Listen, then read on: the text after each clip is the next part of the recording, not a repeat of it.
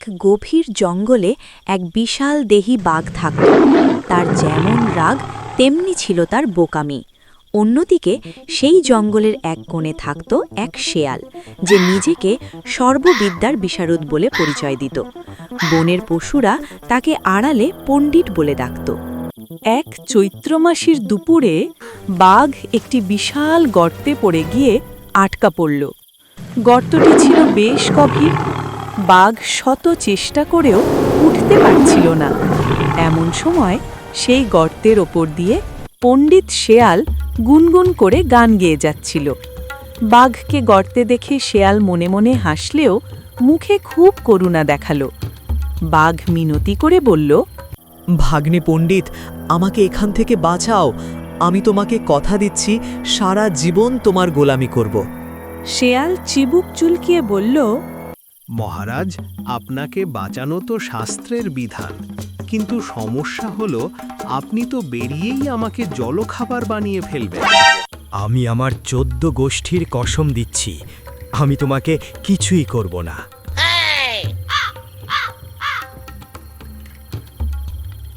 বাঘ অনেক দিব্যি কাটার পর শেয়াল একটি লম্বা লতা ঝুলিয়ে অনেক কায়দা করে বাঘকে উপরে টেনে তুলল। গর্ত থেকে উঠেই বাঘের স্বভাবজাত খিদে পেয়ে গেল। সে শেয়ালকে বলল, পণ্ডিত, তোমার উপকারের কথা মনে থাকবে, কিন্তু আমার পেটে যে আগ্নেয়গিরি জ্বলছে, এখন তোমাকে না খেলে আমি বাঁচব না। শেয়াল বিন্দুমাত্র না ঘাবড়ে বলল, মহারাজ, আপনি তো মহাবীর, কিন্তু আইনের কথা তো ভুললে চলবে না। আমাদের জঙ্গলের নতুন আইন অনুযায়ী কাউকে খাওয়ার আগে স্বর্গীয় সাক্ষী মানতে হয়। চলুন সামনের ওই পুরনো বটগাছটার কাছে যাই। ওটাই হলো বনের প্রধান আদালত। ও যদি বলে আপনি আমাকে খেতে পারেন, তবে আমি খুশি মনে আপনার পেটে যাব।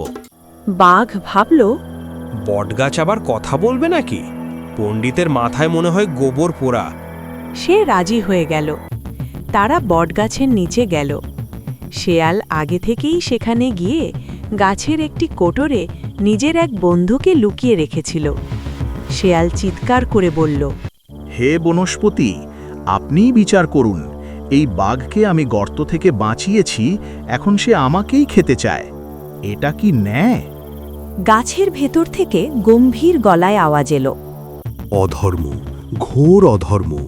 যে গর্ত থেকে বাঁচিয়েছে তাকে খাওয়া মহাপাপ।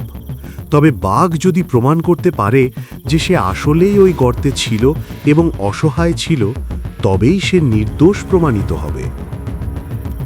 বাঘ অবাক হয়ে ভাবল, গাছ তো সত্যিই কথা বলে।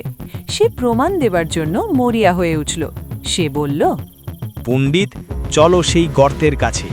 আমি প্রমাণ করে দিচ্ছি আমি কত অসহায় ছিলাম।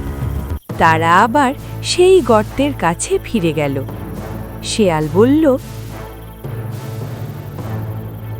মহারাজ, আপনি ঠিক কিভাবে বসেছিলেন এবং কতটা গর্তের ভেতরে ছিলেন সেটা না দেখালে তো স্বর্গীয় সাক্ষী গ্রহণ হবে না। বাঘ তখন লাফ দিয়ে আবার সেই গর্তের ভেতর ঢুকল এবং গম্ভীর হয়ে বসে বলল, এই দেখো, আমি ঠিক এভাবেই ছিলাম। শেয়াল এবার অট্টহাসি দিয়ে বলল, মহারাজ, আপনি প্রমাণ করলেন যে আপনি আসলেই বোকা। এখন আপনি ওখানেই বসে প্রমাণ দিতে থাকুন, আর আমি চললাম পাশের গ্রামের ভোজ খেতে। বিদায় মহারাজ। বাঘ আবার সেই গর্তে আটকা পড়ল, আর পণ্ডিত শেয়াল লেজ নাচাতে নাচাতে বনের গভীরে মিলিয়ে গেল।